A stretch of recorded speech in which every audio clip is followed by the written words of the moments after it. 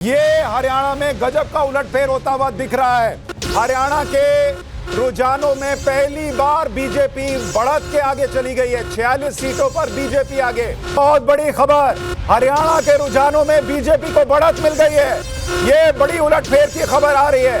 हरियाणा के रुझानों में पहली बार बीजेपी बढ़त के आगे चली गई है। 46 सीटों पर बीजेपी आगे। कांग्रेस 40, जेजेपी 0, आम आदमी पार्टी 0 और अन्य के खाते में 4 सीट। ये हरियाणा में गजब का उलटफेर होता हुआ दिख रहा है। अवधेश जी, आप बताइए जरा, आप लोगों का छोटा छोटा आकलन। बीजेपी बहुमत के पार हरियाणा में रुझानों में। नहीं, कांग्रेस तो कई साइट में पहले बहुमत से नीचे आ गई। खरगोश सो तो नहीं गया रास्ते में? 40-42 खरगोश सो गया है सर। नहीं, देखिए, कांग्रेस का पिछले 10 मिनट में वोट परसेंट से 2 पॉइंट घट गया है और बीजेपी का 0.27% जो है वोट बढ़ा है। ये पिछले 10 मिनट के अंदर बहुत सारी सीटें मैं देख रहा हूं। एक बार अनिल विज कुछ कह रहे हैं, सुन लेते हैं, फिर मैं आपके पास लौटता हूं।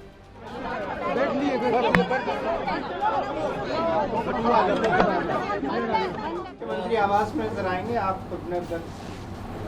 अगर हरियाणा की जनता चाहेगी और हाईकमांड का आशीर्वाद होगा तो जरूर आएंगे।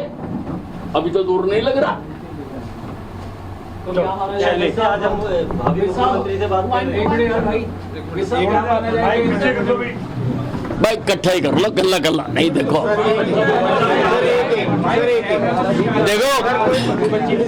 कर लेते हैं, बच्चे को दे दीजिए।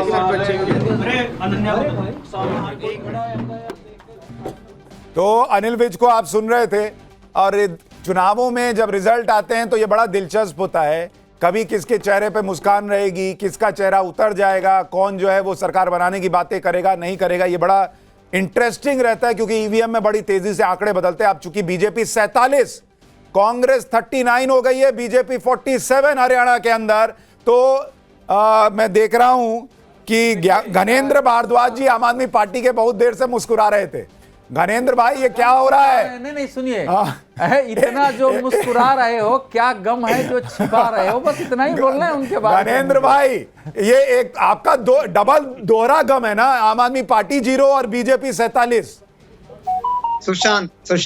सुशांत, जम्मू कश्मीर और हरियाणा की जनता ने बहुत क्लियर मैंडेट दिया है कि भारतीय जनता पार्टी की बीजेपी 48 सर, बोलते बोलते बीजेपी 48।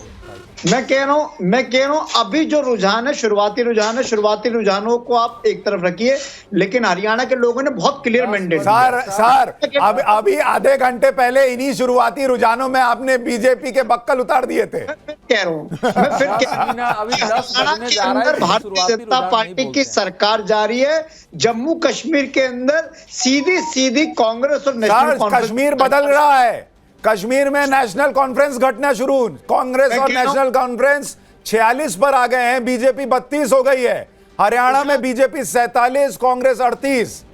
सुशांत, किसी भी गलतफहमी में रहने की जरूरत नहीं है। जो गलतफहमी अनिल विज पाल के बैठे हुए हैं, अनिल विज खुद पीछे चल रहे और कह रहे मैं मुख्यमंत्री बनूंगा, पार्टी हाईकमान मुझे मुख्यमंत्री बनाएंगे। अनिल विज खुद चुनाव आ रहे हैं और अनिल विज ने पूरी हरियाणा सर देखिए, हम तो जीवन का जो सबसे बड़ा मूल मंत्र है कि अभी में जियो, तो हम पत्रकार तो अभी में जीते हैं। अभी बीजेपी आगे है तो उस पर बात कर रहे हैं। जब कांग्रेस आगे थी तब कांग्रेस की बात कर रहे थे। शीला जी, माफ कीजिएगा, गीता भट्ट जी, गीता जी, आपको लग रहा है हरियाणा में बीजेपी वापसी कर रही है फिर सत्ता में, या ये आंकड़े फिर पलट जाएंगे जैसे सुबह पलटे? श्याम जी, मुझे छत्तीसगढ़ का 2023 का जो चुनाव था वो ध्यान में आ रहा है। उसमें भी जब पोस्टल बैलेट खुले थे और जो शुरुआती दौर में जो ईवीएम काउंटिंग शुरू हुई थी, तो उस समय कांग्रेस बड़ी हुई दिखाई दे रही थी, परंतु 11 बजे के बाद बिल्कुल उलट हो गया था और उसके बाद किस तरह से भाजपा की वहां प्रचंड जीत हुई वो हमने देखा।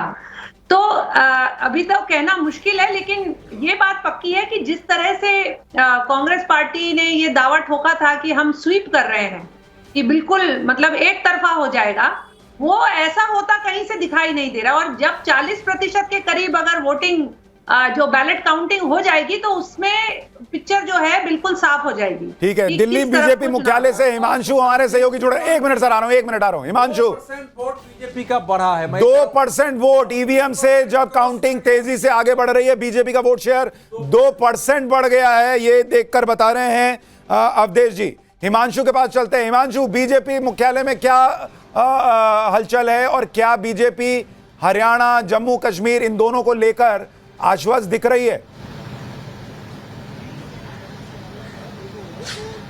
देखिए, सुबह से ही भारतीय जनता पार्टी के खेमे में बहुत ज्यादा उत्साह नहीं रहा है, क्योंकि जिस तरीके से एग्जिट पोल आए थे उसके बाद में ऐसा लग रहा था बीजेपी को कि जब तक स्थिति बहुत ठीक ठाक नहीं हो जाती है तब तक बीजेपी के अंदर बहुत ज्यादा उत्साह जो है वो खोलकर सामने नहीं आएगा। फिलहाल एक बार मैं अपने विजय से बोलूंगा, मनोज जी से, कि वो तस्वीर दिखाइए सामने की तरफ। जो है आप देख सकते हैं कि यहाँ पर तमाम मीडिया कर्मी हैं, एक पूरा का पूरा यहाँ पर स्टेज बनाया गया है तमाम मीडिया कर्मियों के लिए। और दूसरी तरफ यदि हम देखें तो यहाँ पर भारतीय जनता पार्टी के अंदर जो है खाने की भी तैयारी चल रही है। सामने की तरफ आप देख सकते हैं कि सामने जो है खाने के लिए यहाँ पर पूरी तैयारी चल रही। तो धीरे धीरे जो है, आपके पास लौटता हूँ, बीजेपी के मुख्यालय में भी हलचल तेज हो रही है। एक बार यह भी देखना दिलचस्प होगा कि कांग्रेस मुख्यालय के बाहर जो ढोल नगाड़े वाले थे वो अभी हैं या उनको थोड़ी देर के लिए रोक दिया गया है कि अभी रुको भैया, देख तो ले।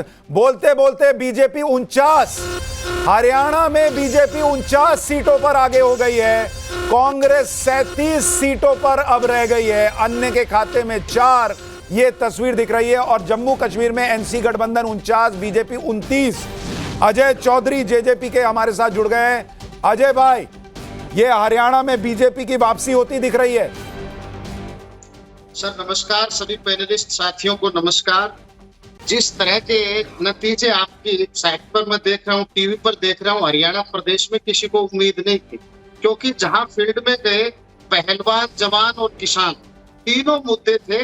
और पहलवान सभी जाति के, किसान सभी जाति के, नौजवान सभी जाति के हैं। तो ये लग रहा था कि जाट वर्सेस नॉन जाट का जो फैक्टर है वो हरियाणा प्रदेश में काम नहीं कर रहा। और आवाज यही थी कि भारतीय जनता पार्टी जा रही। और जिस तरह से हमें लग रहा था कि भारतीय जनता पार्टी के साथ जाने का जो anti incumbency Bharatiya Janata party के प्रति दिखाई दे रही थी फील्ड में, उससे हमें भी ये था कि नुकसान उठाना पड़ रहा है, जो साफ दिखाई दे रहा है कि हमें नुकसान उठाना पड़ा। लेकिन जिस तरह के नतीजे दिखाई दे रहे हैं वो वास्तव में चकित करने वाले। देखिए, इसमें एक सवाल ये है कि अगर बीजेपी का नुकसान जेजेपी को होता तो जेजेपी 0 है, ये तो समझ में आ रहा है। बीजेपी 49 नहीं होती ना, आपको आपके अपने का नुकसान हुआ है, आपने बीजेपी को छोड़ा, इसका नुकसान हुआ है शायद ज्यादा। नहीं तो बीजेपी 49 रहेगी, आप 0 रहिएगा। जी मैं यही कह रहा हूं कि जो हमें वोट मिला था उस समय वो भारतीय जनता पार्टी के खिलाफ, कांग्रेस के खिलाफ, और बिल्कुल जो जाट लैंड था वहां से हमने वोट लिया था। 10 सीट हम वहां से जीत करके आए थे।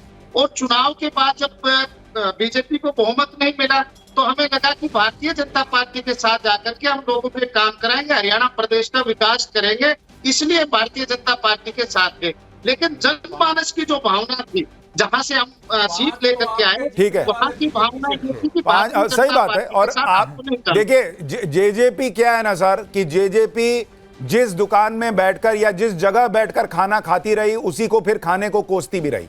तो ये शायद लोगों को पसंद नहीं आया। आपको अलग होना था तो हो जाते, आप वो भी नहीं हुए। आपने पूरे जो है वो सत्ता की मलाई भी खा ली और उसके बाद कहा कि ना ये तो गलत आदमी थे, ये गलत जगह खाना खा लिया, ये ठीक नहीं था। जननायक जनता पार्टी ओरिजिनल पार्टी नहीं थी, उसमें आए हुए लोग बीजेपी के थे, कांग्रेस के थे, और आईएनएलडी के थोड़े से थे। 5 तो उसमें बीजेपी के लोग थे जो चुनाव लड़के जीते थे। वो बिल्कुल क्लियर था, बीजेपी का एक विद्रोह था। तो उसको न समझने के बगैर जेजेपी ने समझा कि ये मेरा जनाधार है, हमारा जनाधार है, उसमें ये मात खाए हैं। ठीक है, लेकिन देखिए, बोलते बोलते फिर कांग्रेस 38 और बीजेपी 48, ऊपर नीचे हो रहे हैं ये आंकड़े। अमित, आप कुछ कहना चाह रहे हैं? कह रहा हूं कि जो जेजेपी की बात हो रही है, लोकसभा चुनाव के दौरान 10 सीट पर चुनाव लड़ने के बाद सिर्फ 2 लाख, मैं बोल रहा हूं कि 2 लाख वोट भी नहीं पाई जेजेपी ने। यानी कि किसी भी कॉन्स्टिट्यूएंसी में 15-20 हजार से ज्यादा वोट नहीं मिला था जेजेपी को लोकसभा चुनाव के दौरान। आमतौर पर यह दिखता है कि कोई भी जो पॉलिटिकल पार्टीज होती है कि लोकसभा में 2 विधानसभा में मैं आगे था, 4 में हार गया अलग।